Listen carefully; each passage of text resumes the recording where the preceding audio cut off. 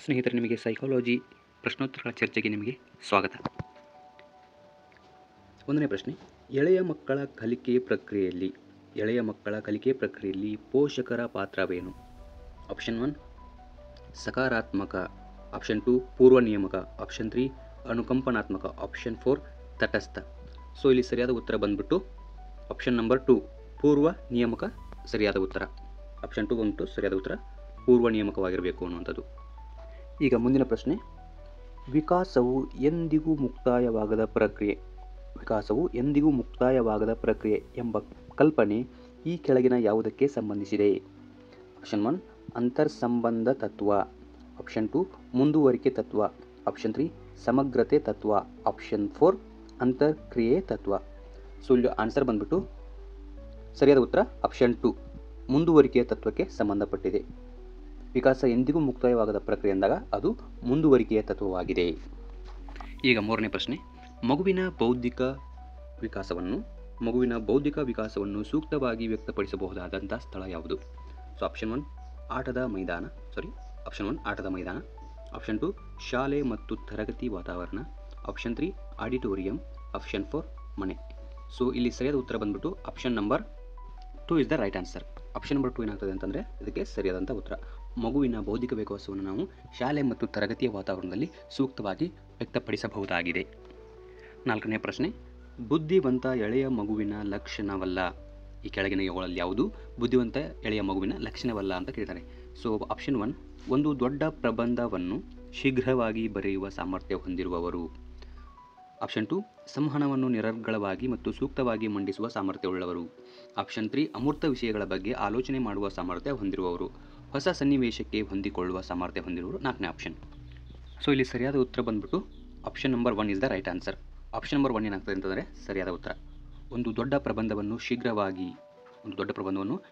ಬರೆಯುವ ಸಾಮರ್ಥ್ಯವನ್ನು ಹೊಂದಿದ್ದರೆ ಅದು ಮಗುವಿನ ಲಕ್ಷಣ ಅಲ್ಲ. ಯಾಕೆಂದರೆ ಅಷ್ಟೊಂದು ಬುದ್ಧಿಮಟ್ಟ ಬೆಳವಣಿಗೆ ಹೊಂದದೇ ಇರುವ ಕಾರಣಕ್ಕಾಗಿ ಇದು ಸರಿಯಾದ ಉತ್ತರವಾಗಿದೆ. ಈಗ ಮುಂದಿನ ಪ್ರಶ್ನೆ, ಈ ಕೆಳಗಿನ ಯಾವುದು ಪ್ರೇರಣೆ ನೀಡುವ ಬೋಧನೆಯ ಲಕ್ಷಣವಾಗಿದೆ?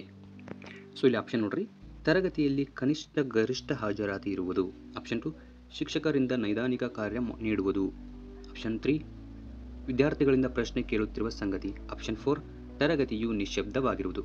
ಸೊ ಇಲ್ಲಿ ಸರಿಯಾದಂಥ ಉತ್ತರ ಬಂದ್ಬಿಟ್ಟು option number 3 is the right answer. Option number 3 ಏನಾಗ್ತದೆ ಸರಿಯಾದಂಥ ಉತ್ತರ ಆಗ್ತದೆ. ವಿದ್ಯಾರ್ಥಿಗಳಿಂದ ಪ್ರಶ್ನೆ ಕೇಳುತ್ತಿರುವ ಸಂಗತಿ ಏನಿದೆ, ಸೊ ಇದು ಬಂದ್ಬಿಟ್ಟು ಪ್ರೇರಣೆ ನೀಡುವ ಬೋಧನೆಯ ಒಂದು ಲಕ್ಷಣವಾಗಿದೆ. ಈಗ ಮುಂದಿನ ಪ್ರಶ್ನೆ, ಈ ಕೆಳಗಿನ ಯಾವುದು ಸಾಮಾಜಿಕ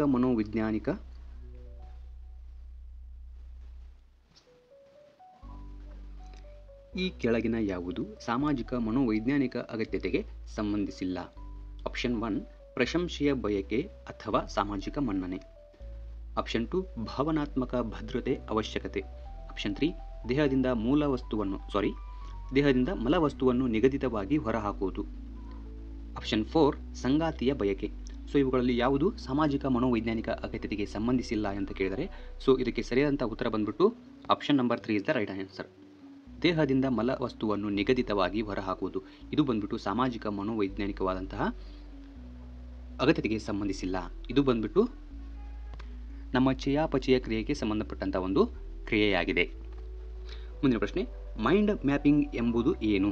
ಅಂದರೆ ಮೈಂಡ್ ಮ್ಯಾಪಿಂಗ್ ಎಂದರೇನು ಅಂತ ಕೇಳಿದ್ದಾರೆ.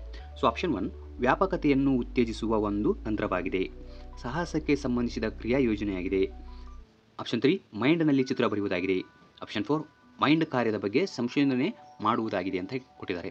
ಸೊ ಇಲ್ಲಿ ಬಂದ್ಬಿಟ್ಟು ಸರಿಯಾದಂಥ ಉತ್ತರ ಬಂದ್ಬಿಟ್ಟು option number 3 is the right answer. Option number 3 ಏನಾಗ್ತದೆ ಸರಿಯಾದಂಥ ಉತ್ತರ ಆಗ್ತದೆ. ಮೈಂಡ್ನಲ್ಲಿ ಚಿತ್ರ ಬರೆಯುವುದು ಮೈಂಡ್ ಮ್ಯಾಪಿಂಗ್ಗೆ ಸಂಬಂಧಿಸಿದೆ. ನೆಕ್ಸ್ಟ್ ಪ್ರಶ್ನೆ, ಪ್ರಾಥಮಿಕ ಹಂತದಲ್ಲಿ ವಿದ್ಯಾರ್ಥಿಗಳ ಕಲಿಕಾ ಕ್ಲಿಷ್ಟತೆಯನ್ನು ಹೋಗಲಾಡಿಸಲು ಈ ಕೆಳಗಿನ ಯಾವುದು ಸೂಕ್ತವಾದ ವಿಧಾನ ಬಳಕೆ ಮಾಡಬೇಕಾಗಿದೆ? ಆಪ್ಷನ್ 1 ನ್ಯೂನತೆಗೆ ಸರಿಹೊಂದುವ ವಿಭಿನ್ನ ಬೋಧನಾ ವಿಧಾನವನ್ನು ಬಳಕೆ ಮಾಡುವುದು, ಆಪ್ಷನ್ 2 ವೆಚ್ಚದಾಯಕ ಮತ್ತು ಬೆಲೆ ಬಾಳುವ ಪೂರಕ ಸಾಮಗ್ರಿಗಳು, ಆಪ್ಷನ್ 3 ಸೊ ಇದಾಗಬೇಕಿತ್ತು ಆಪ್ಷನ್ 3 ಆಗಬೇಕಾಗಿತ್ತು. ಓಕೆ ನೋಡ್ರಿ, ಸರಳ ಮತ್ತು ಆಕರ್ಷಕ ಪಠ್ಯಪುಸ್ತಕಗಳು ಮೂರನೇದು. ದೆನ್ ಫೋರ್ತ್ ಆಪ್ಷನ್ ನೋಡ್ರಿ, ಕತೆ ಹೇಳುವ ವಿಧಾನ. ಇದರಲ್ಲಿ ಸರಿಯಾದಂಥ ಉತ್ತರ ಬಂದ್ಬಿಟ್ಟು option number 1 is the right answer. Option number 1 ಏನಾಗ್ತದೆ ಸರಿಯಾದಂಥ ಉತ್ತರ.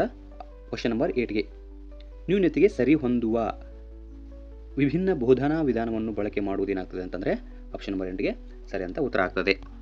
ಮುಂದಿನ ಪ್ರಶ್ನೆ, ಪಿಯಾಜೆಯವರ ಪ್ರಕಾರ ಮಗುವು ತಾರ್ಕಿಕವಾಗಿ ಮತ್ತು ಅಮೂರ್ತವಾಗಿ ಆಲೋಚಿಸುತ್ತದೆ. ಈ ಕೆಳಗಿನ ಯಾವ ಹಂತಗಳಲ್ಲಿ ಮಗುವು ತಾರ್ಕಿಕವಾಗಿ ಆಲೋಚಿಸುತ್ತದೆ ಅಂತ ಕೇಳ್ತಾರೆ. ಸೊ ಅದಕ್ಕೆ ಆಪ್ಷನ್ ಬಂದ್ಬಿಟ್ಟು ನೋಡ್ರಿ. ಫಸ್ಟ್ ಆಪ್ಷನ್ ಮೂರ್ತ ಕಾರ್ಯಗಳ ಹಂತ, ಆಪ್ಷನ್ 2 ಔಪಚಾರಿಕ ಕಾರ್ಯಗಳ ಹಂತ, ಆಪ್ಷನ್ 3 ಸಂವೇದನಾ ಗತಿ ಹಂತ, ಆಪ್ಷನ್ 4 ಕಾರ್ಯಪೂರ್ವ ಹಂತ. ಸೊ ಇದಕ್ಕೆ ಸಂಬಂಧಪಟ್ಟಂತೆ ಸರಿಯಾದ ಉತ್ತರ ಬಂದ್ಬಿಟ್ಟು option number 2 is the right answer. ಔಪಚಾರಿಕ ಕಾರ್ಯಗಳ ಹಂತದಲ್ಲಿ ಮಗುವು ತಾರ್ಕಿಕವಾಗಿ ವಿಚಾರ ಮಾಡ್ತದೆ. ಇದಕ್ಕೆ ಕೊನೆಯ ಪ್ರಶ್ನೆ, ಕಲಿಯುವವರಲ್ಲಿ ಸೃಜನಾತ್ಮಕತೆ ಹೆಚ್ಚಿಸುವ ವಿಧಾನ ಯಾವುದು?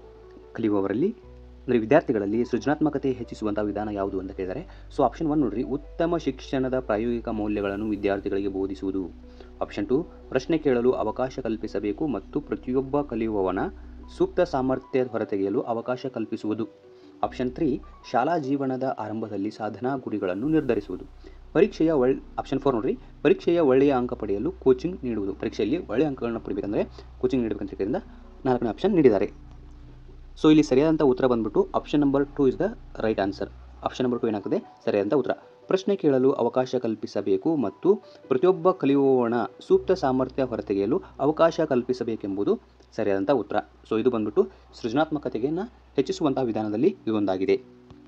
ಓಕೆ ಸ್ನೇಹಿತರೆ, ನಿಮಗೇನಾದರೂ ಈ ಮಾಹಿತಿ ಇಷ್ಟವಾಗಿತ್ತಂದರೆ ಲೈಕ್ ಕೊಟ್ಬಿಟ್ಟು ಚಾನಲನ್ನು ಸಬ್ಸ್ಕ್ರೈಬ್ ಮಾಡಿಕೊಳ್ಳಿ. ಮತ್ತು ಮುಂದಿನ ತರಗತಿಯಲ್ಲಿ ಸಿಗೋಣ. ಅಲ್ಲಿವರೆಗೆ ಧನ್ಯವಾದಗಳು. ನಮಸ್ಕಾರ.